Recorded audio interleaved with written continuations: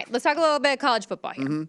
Ohio State, number 2 ranked team in the country, 15.5-point favorite against Penn State this week, total 61. This is the big noon kickoff game on Fox this week. And, I mean, by far, and I mean, it's not really saying a whole lot, but this is definitely going to be the biggest test that this Buckeye squad has faced to this point this season. They've rolled through their schedule. Their closest game of the year was week 1 against Notre Dame, and it was still a double-digit win.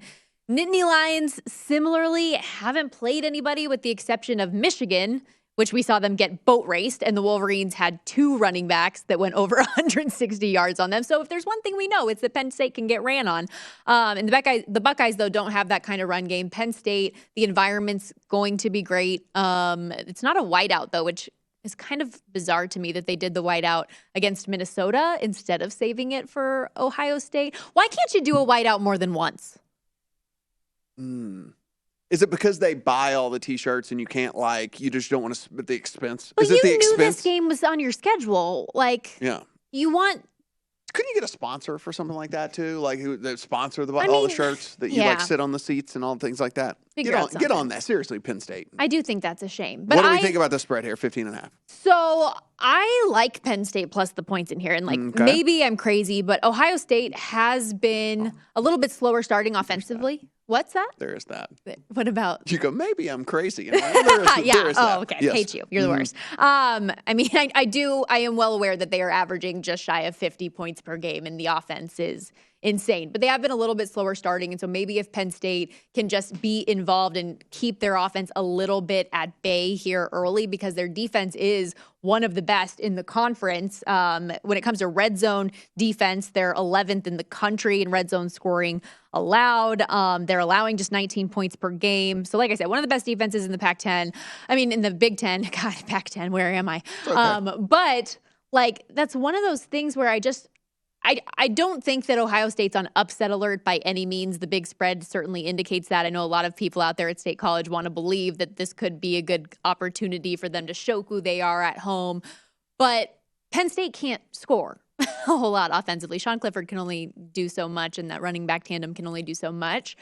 So I don't think that they're going to be able to outscore Ohio State in any way, shape, or form. It's just if the defense can do its job, I think they can keep it within 16 points. Of course, Tennessee, the number 3 team in the country, playing Kentucky, your number 19 team in the country, sitting right now as 12.5-ish point favorites at home against this Kentucky squad. 62.5 is the total. Does Tennessee keep it rolling? So, force my hand. And I'm not going to bet this game, but force my hand. I would lay the points with Tennessee in this one. It has gone up a tick. Kentucky coming off a bye. Tennessee basically coming off a mini bye with what they did to UT Martin. But that was a game where you kind of thought, hey, you just had the huge win against Alabama.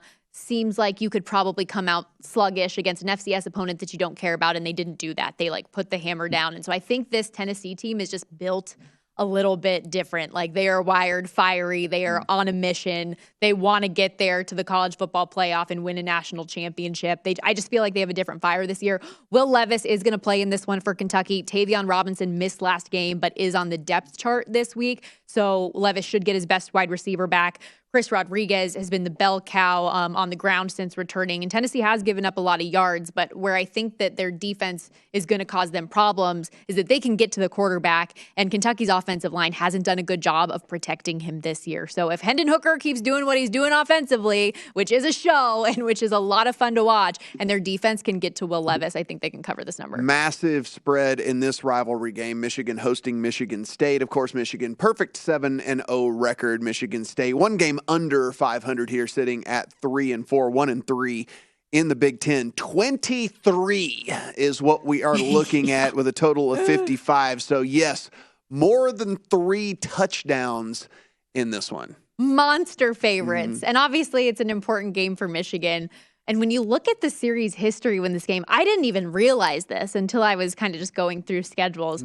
They've lost their last 2 to Michigan State and 10 of their last 14 in this series. And so you definitely are wanting to put your foot on the gas and not let up against your in-state rival in this case that has had your number historically, especially right? When you look at the rest of that schedule, right? It's it's Rutgers, Nebraska, Illinois. So you are looking at this as a 1-game season essentially. Yes. at this point, and you cannot at all. I mean, look, Michigan, we keep talking about all these teams that we're just assuming, and we keep, like, Ohio State, we just keep saying Ohio State's definitely going to be in the playoffs. Like, it could come down to a one-game season. If Michigan can hold court here and not slip up in one of these next 4 games, that could be like one of the most important games we've seen. And it feels like an inevitable collision course of these two teams undefeated going head-to-head. Like, that final regular season game is going to be a lot of fun just to see the fireworks.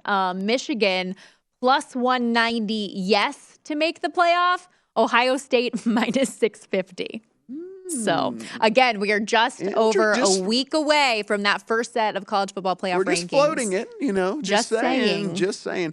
Ole Miss and Texas A&M. Ole Miss is heading over to A&M as slight favorites here, under a field goal, looking 2.5, something like that. 55 being your total. A&M, of course, in the middle of just a massively disappointing season, sitting at 3-4, 1-3 in the SEC, and it doesn't matter how many 5 stars they sign, they continue to underperform over and over and over and over again. Ole Miss coming off of that pretty bad loss to LSU as they head across the country over there to College Station. What do you think about this one? Yeah, so Ole Miss certainly, stumbled in a big way in that game against LSU, but no team has stumbled more than Texas A&M. Mm-hmm. And you look at, lost 3 straight. They haven't lost 4 straight since 2005, and I quite frankly think they do today. They still have quarterback question marks with Haynes King and the freshman Casey Wingham.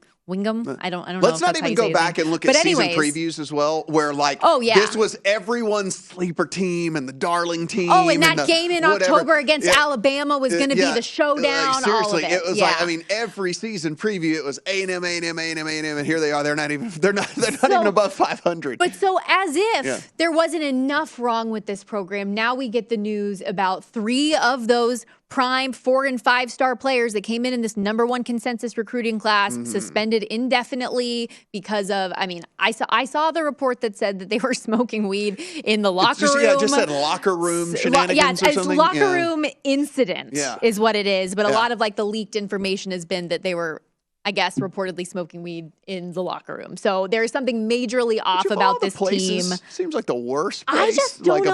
Of all the places. I know we have to go to break here in a second, but I just don't know what to make of this Ole Miss team after what I saw last week. You're up 17-3 and then get outscored 40-something to 3 the rest of the way.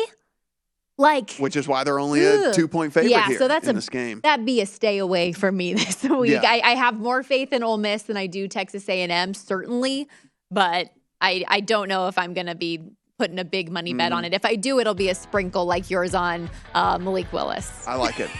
Is that fair? Yes.